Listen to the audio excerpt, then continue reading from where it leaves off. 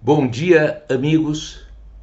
Hoje o vídeo de número 16 desta série de 40 vídeos, Madia 40 anos, em que comemoramos os primeiros 40 anos do Madia Mundo Marketing. Como vocês podem ver, Times Square, a praça do mundo, ainda está bem devagarinho. Nesta semana em que se estabeleceu a maior polêmica, não é?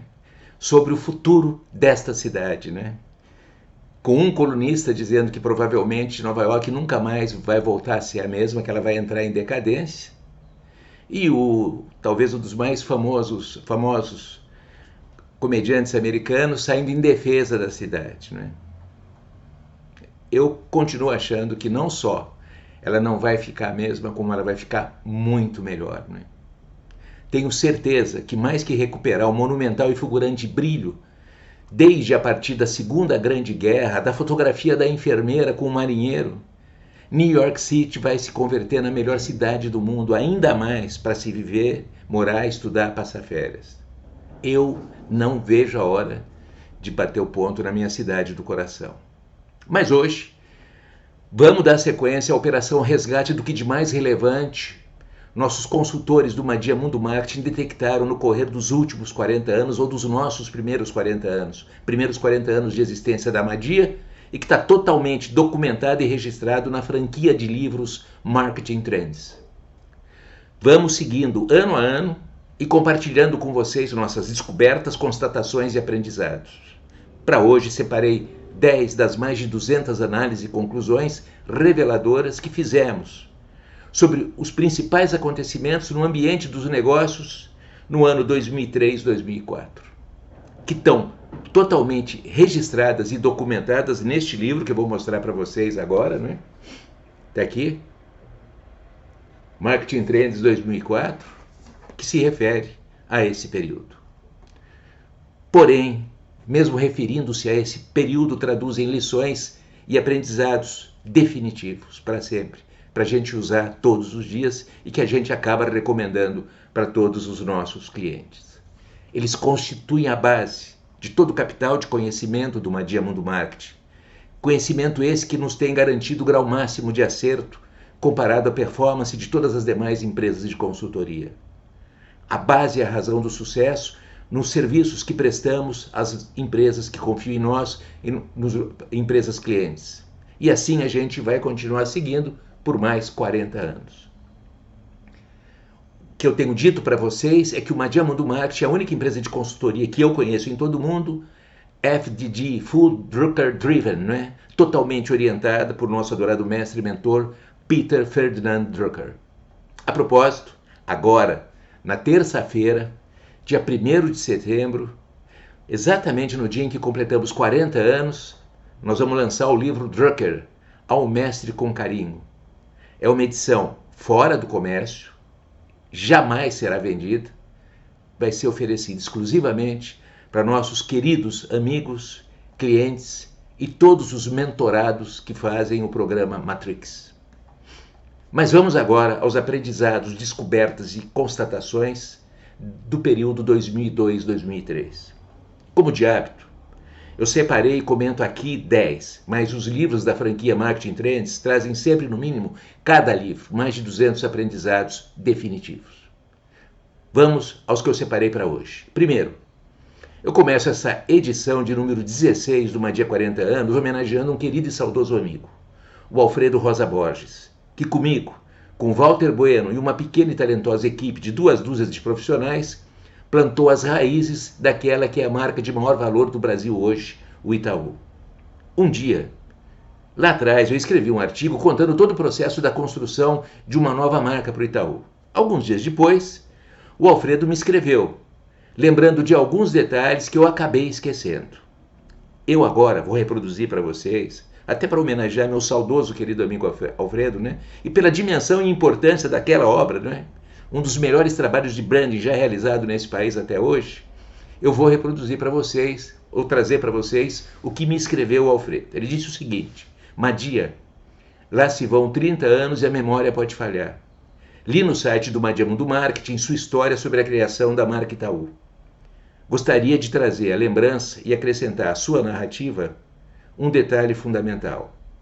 Como você se lembra, o logo do Federal de Crédito, mantido na marca Itaú América, era uma espécie de triângulo, invertido, criado pelo grande designer o Aloysio Magalhães. Quando começamos o processo de unificação da marca e do nome das várias instituições Itaú, nosso amigo Francesc Petit criou a marca atual do Itaú, ou seja, o naming Itaú emoldurado, seguido da marca Banco Itaú. Apresentada ao Alex Thierry, a quem nós dois nos reportávamos, foi recusado. O Alex pediu que mantivéssemos o triângulo do Aloysio, com todo o cuidado que sempre o Alex tinha, né? E disse: trata-se de uma marca muito cara aos antigos diretores dos bancos incorporados pelo Itaú. O Alex não queria magoar e sensibilizar os sócios dos outros bancos que passaram a fazer parte do Itaú. E aí o Alfredo escreveu: graças à nossa rebeldia sua e minha, levamos para a reunião com o Dr. Olavo as duas versões, de certa forma e educadamente, contrariando o pedido do Alex. A nova do Petit e a mesclada com a marca antiga do Aloysio. Primeiro apresentamos a mesclada, e o Dr. Olavo recusou no ato, dizendo que tínhamos criado um arremedo da anterior. Puxamos então os layouts da marca limpa do Petit, imediatamente aprovada com entusiasmo pelo Dr. Olavo, que disse: ah, esta sim. Deu um murro na mesa, bateu o martelo no ato, como era do seu feitio, e só depois levou ao conhecimento da sua esposa, Dona Tite, e ao Dr. Herbert Levy, que em verdade era o dono da marca América, que foi ceifada naquele momento, né? Deixava de existir, né? Sobre a decisão tomada. Assinado, abraço, saudades, Alfredo Rosa Borges, saudades. Assim, amigos, e antes de começarmos o Madia Mundo Marketing, eu já trazia em meu currículo ter participado da construção de marcas de total e absoluto sucesso. E é o que continuamos construindo e fazendo até hoje. Nesses primeiros 40 anos, participamos do planejamento, posicionamento e construção de mais de 3.000 marcas para mais de 500 empresas. A bem da justiça, marcas de excepcional qualidade têm sempre um momento de criação. É essencial, mas não responde pela maior parte da sua grandeza, dimensão e valor no correr do tempo. No caso do Itaú, mais que a contribuição do Alex, do Alfredo, minha, da equipe de marketing e dos milhares de funcionários do banco, a marca de maior valor do Brasil deve muito à consistência de qualidade do trabalho que se seguiu. Obra de uma grande equipe sob o comando, competência, sensibilidade e talento do Antônio Jacinto Matias. Segundo, hoje, e em decorrência da pandemia, muitos de nossos restaurantes preferidos fecham suas portas para sempre. Uma perda sobre todos os aspectos irreparável. Dentre as maiores felicidades da vida, poucas se comparam a uma certa e mesma mesinha, com a comida dos sonhos, os garçons e maîtres amigos, ótima companhia em nossos queridos e essenciais restaurantes. Na virada do milênio, isso estava muito presente em todos nós. Num mundo e sociedade onde dia após dia a moeda escassa do tempo ia prevalecendo, né? Ia se exaurindo, não que o tempo tivesse deixado de durar 24 horas, eram tantas e são tantas e mais coisas que acontecem no mesmo dia, que o dia vai se encurtando, né? E a gente passou a valorizar ainda mais e muito os momentos de alegria e confraternização. No final dos anos 1970, lá atrás, toda sexta-feira, Catinha, minha companheira de vida, e eu, mais a Joana e o Fábio, ainda crianças, tínhamos por hábito jantar no Cadoro e sermos atendidos pelo querido amigo Seu Ático, torcedor da Portuguesa de Desportos. Uma mesma clientela batia o ponto no Cadoro e no jantar das sextas, sempre nas mesmas mesas. À minha esquerda ficava o Minucarte e a Angélica, à minha direita o Silvio Marzagão e a esposa, e na frente o Walter Moreira Salles e a Lutia. Anos depois trocamos o Cadoro pelo Café e Ristoro Romano na Praça Vila Boim, e anos antes, no horário do almoço, tinha sempre um lugar reservado no rodeio, na mesa do meu querido e saudoso amigo Lívio Rangan. Eu decidi colocar todo esse comentário aqui nessa retrospectiva para prestar uma homenagem e reverenciar a importância dos restaurantes em nossas vidas. Agora que vive o pior momento e maior crise de toda a história deles. Eu não conheço lugar melhor para estreitarmos relacionamentos de vida e de negócios, que uma mesa de um restaurante de qualidade. Cama é bom, dormir é ótimo, amor nem se fala, mas hoje, aproximando-me dos 80, confesso e reconheço, o maior dentre todos os prazeres da vida é uma mesa com amigos do peito, os sentados e os que cozinham e servem, né? Ao ritmo de uma ótima comida, bebida de qualidade e muita conversa transbordando emoção por todos os poros. Terceiro, no Marketing Trends, registramos também os primeiros 25 anos naquele Marketing Trends da morte do Elvis Presley.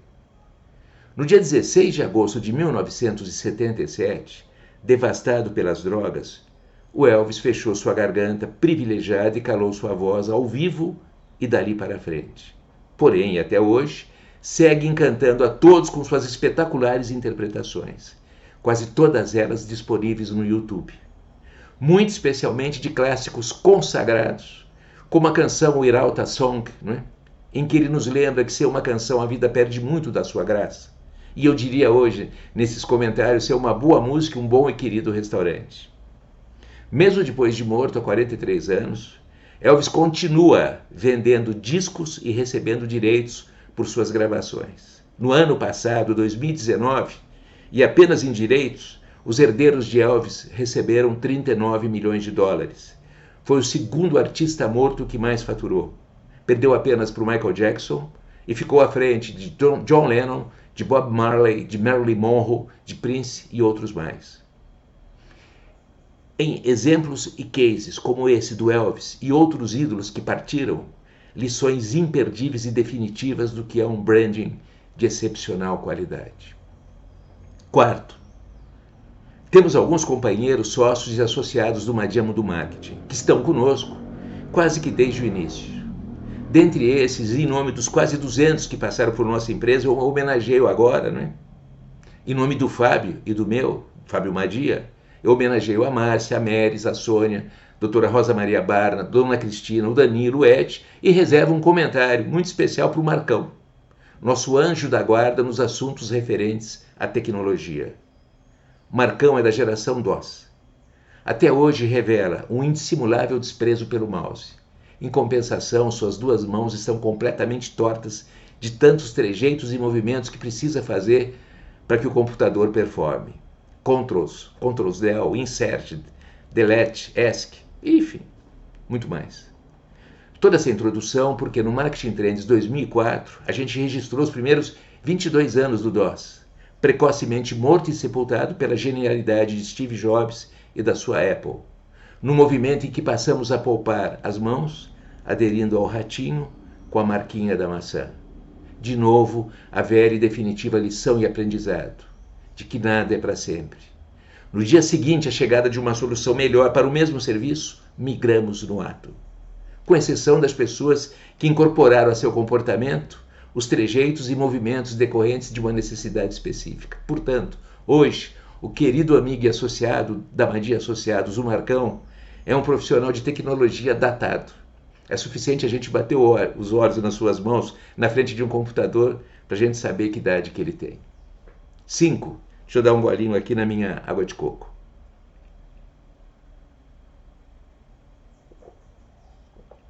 5. Um dia, o Alair Martins do Nascimento, com medo que faltasse, acabou exagerando no seu pedido de pastas de dente para seu pequeno armazém de Uberlândia. E ficou estocado. Como o tempo passasse e o estoque continuasse alto, ele começou a ficar preocupado que aquela pasta ia endurecer, não é? O dentrifício, né? Como dizia a Dilma. Então ele decidiu vender para outros armazéns da vizinhança. E nunca mais parou de vender. E converteu-se, no correr das décadas, num dos maiores atacadistas de todo o mundo. Quando completou 50 anos, seus 2.500 caminhões percorriam 125 milhões de quilômetros ano, equivalente a 3.000 voltas em torno da Terra, e vendendo e abastecendo mais de 5.000 dos 5.500 municípios do país.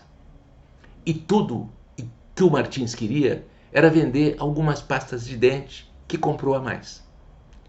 Com Martins aprendemos a importância das circunstâncias em nossas vidas, que é preciso planejar sempre, mas jamais virarmos o rosto e o corpo quando, e se o vento, sopra a favor. E se não soprar, e como nos ensinou Milton Berle, se a oportunidade não bater, construa uma porta. 6. Alguns anos antes de montar a Madia, eu trabalhei na agência do Alex Pericinoto e do Zé Alcântara Machado, a Almap. Eu cuidava do marketing e da prospecção. No momento da apresentação do rolo de comerciais da Almap, era covardia. Praticamente a seleção brasileira dos publicitários estava na agência. Pilotando o rádio e TV, o Júlio Xavier da Silveira, cuidando dos filmes. Na música, no som, Renato Teixeira. Na gestão, Molina. Na criação, o Arapa. No planejamento, o Elcio. Dúzias e dúzias de excepcionais criativos, planejadores, atendimento, mídia, em todas as áreas da agência. Uma agência que tinha os dois lados do cérebro, o direito e o esquerdo, planejamento e criação. Quando eu começava a passar, né, nas reuniões de prospecção, o rolo de filmes, com os filmes do Fusca, né, do Fusquinha, da Kombi, da Gillette, da Cerveja Antártica com a Dona Irã Barbosa, do Danone com o menino francês, era uma alegria só.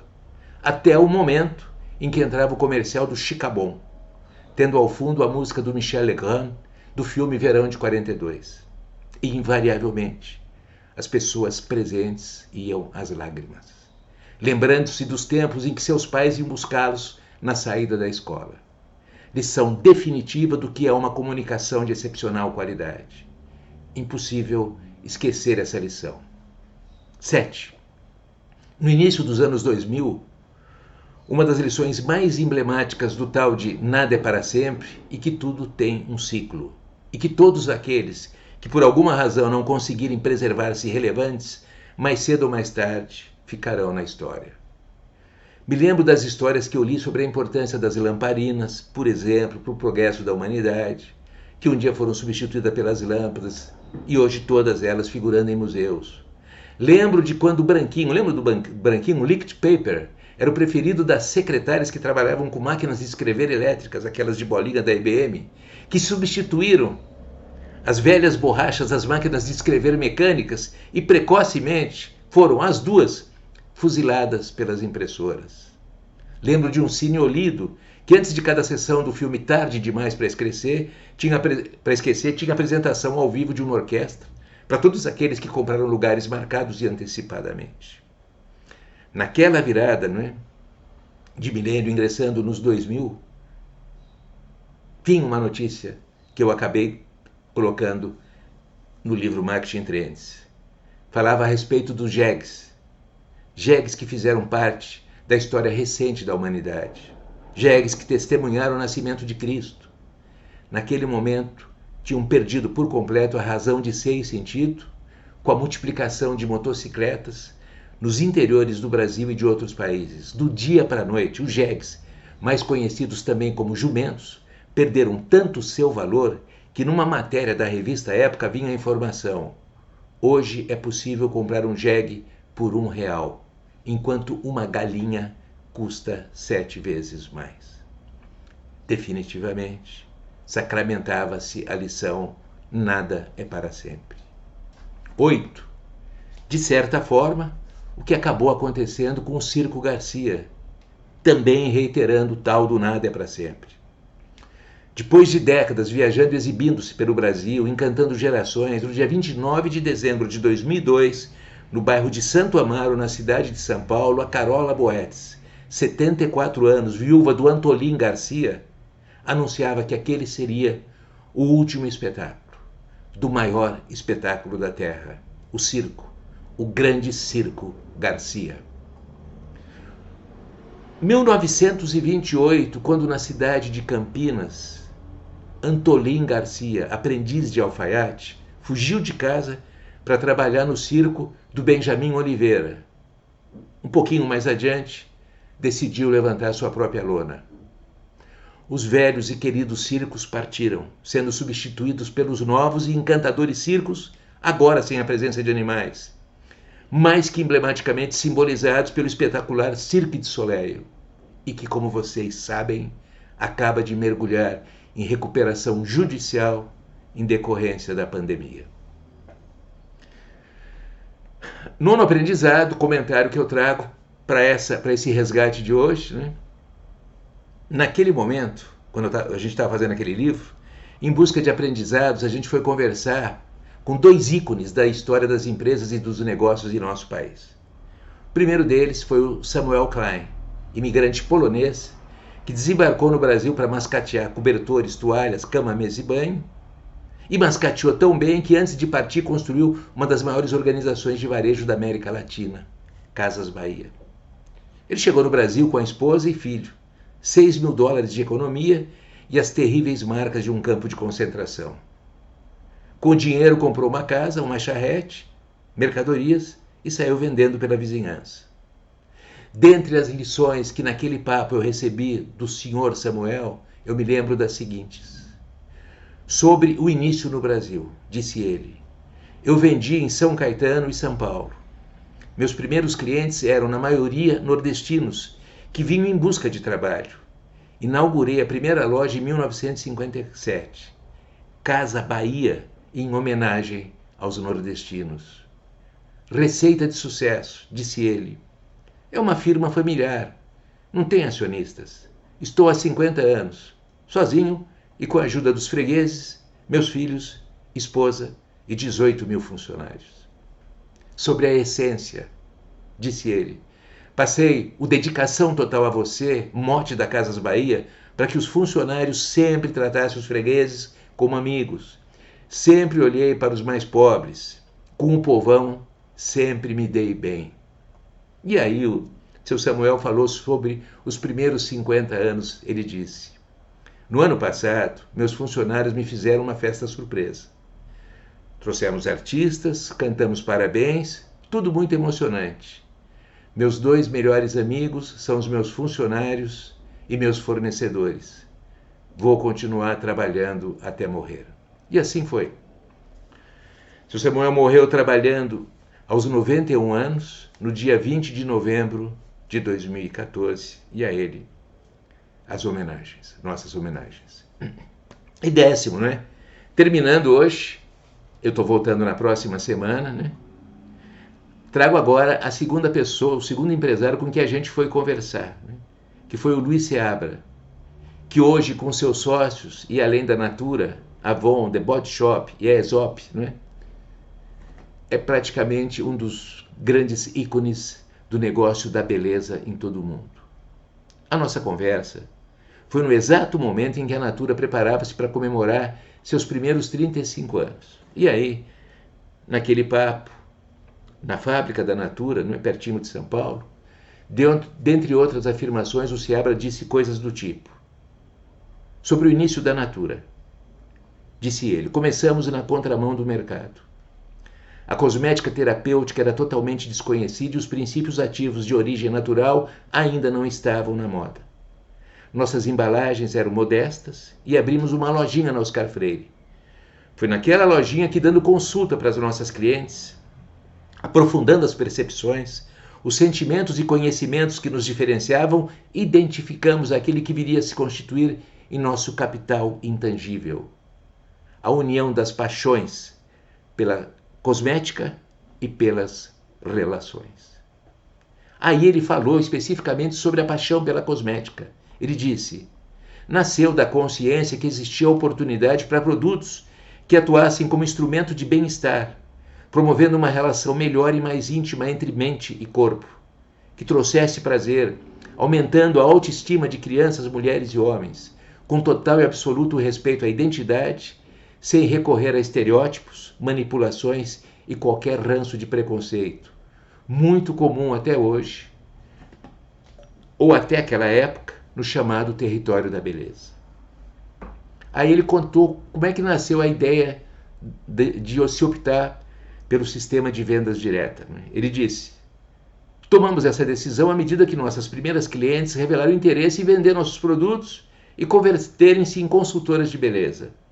Foi esse o fator preponderante na decisão pelas vendas diretas. E antes de terminar o papo com o Seabra, ele deu a sua visão lá atrás, para os anos seguintes, e que era a seguinte, ele disse, acredito que a vida é um encadeamento de relações e que nada que existe no universo existe por si só, tudo é interdependente. Acreditamos que a percepção da importância das relações é o fundamento da grande revolução humana na valorização da paz, da solidariedade, da vida em todas as suas manifestações e concluiu: o sonho para os próximos 15, 20, 50 anos é o de semear o bem-estar, o estar bem no Brasil e no mundo. O Seabra, naquele momento, tinha consciência absoluta e total de como sua empresa e dos seus sócios, Luiz Guilherme Leal e Pedro Passos, caminharia.